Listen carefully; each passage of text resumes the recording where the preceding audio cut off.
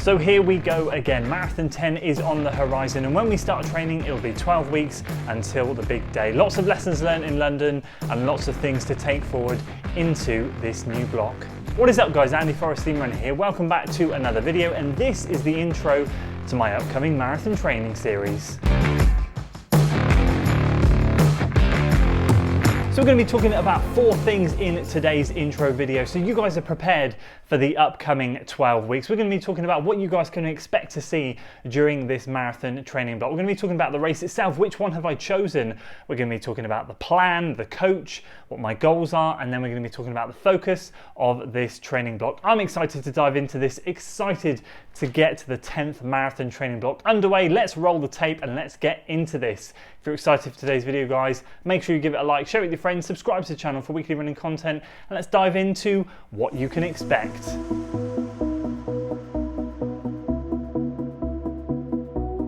When you see this, I think it's 5 days until my goal race of my current 10K training series. That is going to be wrapping itself up on January the 15th, meaning January the 16th, I think it's the 16th, the Monday, I'll be kickstarting a 12-week block of marathon training. So what can you guys expect every weekend up to April the 15th, 16th, I can't remember, whatever the Sunday is. You can expect a weekly training vlog of my marathon training, just like I do with every other training series. I'm currently undecided as to go back to the format I did with London, which is record every single day's running, or keep the current format, which is where I'm doing a featured workout, or might do a couple of featured workouts and go somewhere in the middle. The problem with this time of year is just not good for video production when I'm out early in the morning running. It's always dark, but that's going to change over the coming months, so I might keep things flexible. I haven't yet decided the format quite yet, but I'd love to hear your thoughts in the comments below if you're enjoying this current featured workout style, or if you prefer what you were watching back when I was doing London marathon training, where you saw every single run. So your feedback on that will be greatly appreciated, and it might sway my decision as to how I produce these videos moving forward. But that's what you can expect, another weekly training vlog. And what I'm going to attempt to do, like I am currently with my 10K training series, is keep a document up to date on my website so that you guys can refer back to there if the video moves too fast, if I talk too fast, or if you just want to recap without hearing my annoying voice. You can head onto the website, check out the training, and I'll hopefully remember to document it all on there.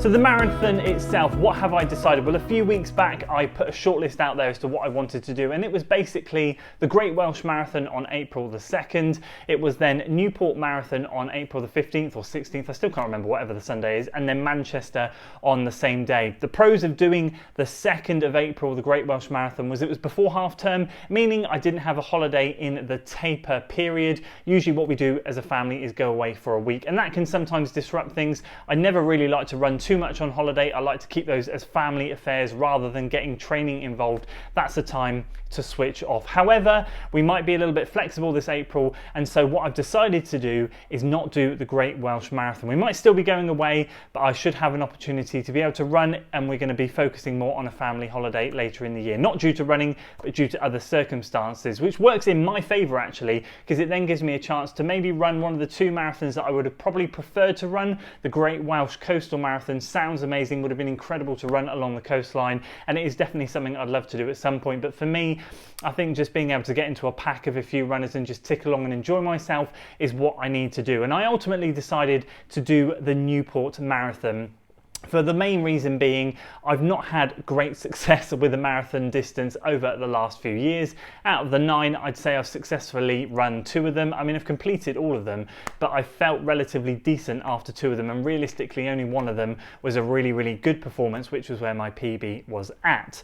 I've decided Newport to save travel costs, to save hotels, to save expenses, and to try and focus on making it a really solid training block and a good learning experience. I want this training block to be pressure free. I don't want to set particular time goals, which we'll talk about shortly. I want to go out there and just have some fun. Get out of my own bed, sleep in my own bed, get out of my own bed, drive 45 minutes from my front door to the car park, and be able to go and run a marathon. For me, that makes perfect sense. As much as Manchester is a marathon I am desperate to do, I feel like for this April, I need to get the confidence back. I need to work on a few things during the marathon training block, and I need to be relatively local so that I don't have to go through a load of expense to then go and run another marathon that potentially might disappoint.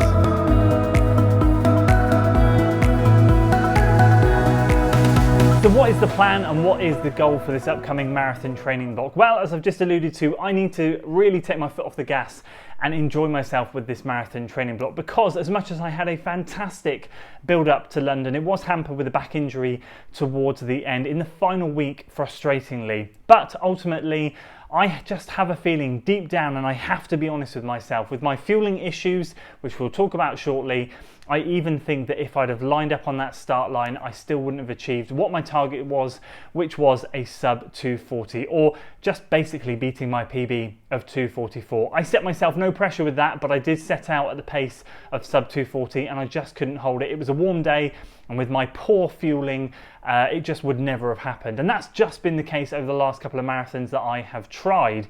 So 244 is the time to beat, and that is not going to be the target during Newport Marathon. My coach Will is aware of this, and I am excited to take his coaching with me into this marathon training block.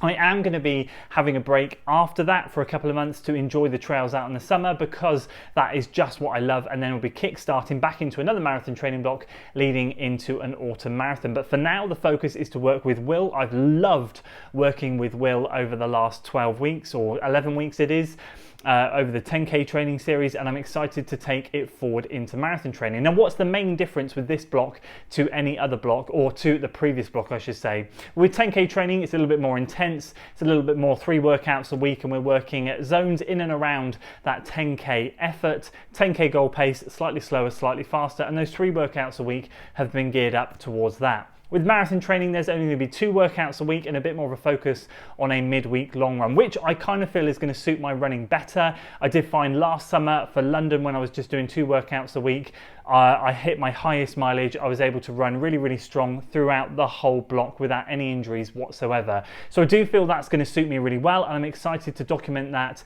as we go along and hopefully share some of Will's insights as I have previously been doing.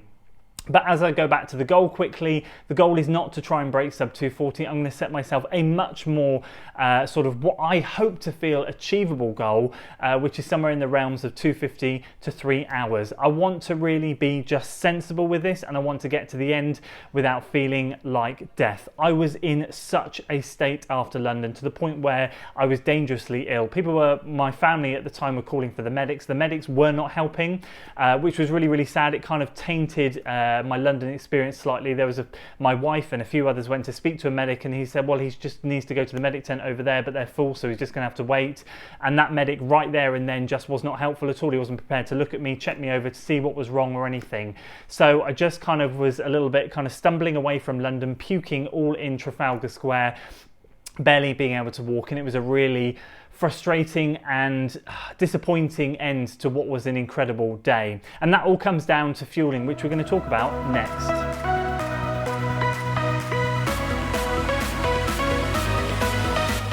So what is going to be the focus for this block? Let's wrap it up with the fact that fueling is going to be the #1 priority during this training block. Now, if you don't know, if you haven't been following the channel, if you are new to the channel, you will not know the fact that I just do not drink when I am doing a marathon or long distance running or any running whatsoever. My stomach ends up cramping so badly that I've just abandoned the idea of fueling altogether. But that has to change, because I have put myself into some serious situations at the end of marathons, as I've just alluded to after London, and I cannot go through that again, nor can I put my family through that again. So the goal is just simply going to be practicing drinking 150 ml of fluid per hour during these long runs. My plan for Newport is going to be to carry my own drink around with me. I'm going to be wearing a belt, and I'm going to be having 2 soft flasks, maybe 3, all of them 150 ml, so small soft flasks.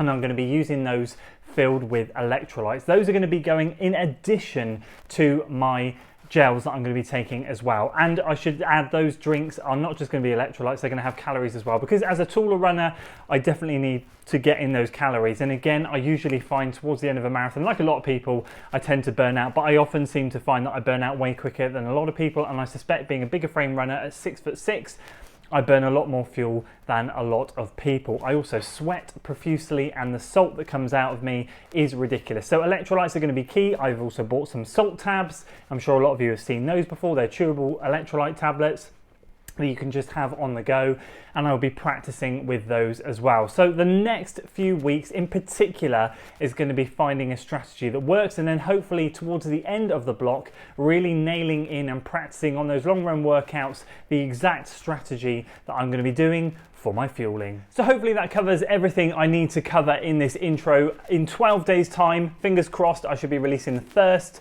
marathon training series video leading up to Newport 2022. Once again, I apologise, well, I haven't said it yet, but I apologise for the light shining through the blinds. The sun is coming round, it's a nightmare. So we'll wrap it up here. That's a good time to end it all. If you have any questions or if I've missed anything, do drop them in the comments below. I will answer them and do my best to get back to all of you. Other than that, I'm signing out, getting this last week done, race Lisery 8 this weekend, finish this 10k training series and roll straight in to marathon training. If you're marathon training as well, let me know in the comments below, and also let me know if you're doing Newport, if I'll see you there. I'm excited to go and have another go, and fingers crossed to get some revenge on the course that I went for sub 3 2 or 3 years ago now and failed miserably. So fingers crossed we can do it this time. That's it for today, guys. If you enjoyed the video, please give it a like, share it with your friends, subscribe to the channel for weekly running content, and as always, I'll see you in the next one. Until then.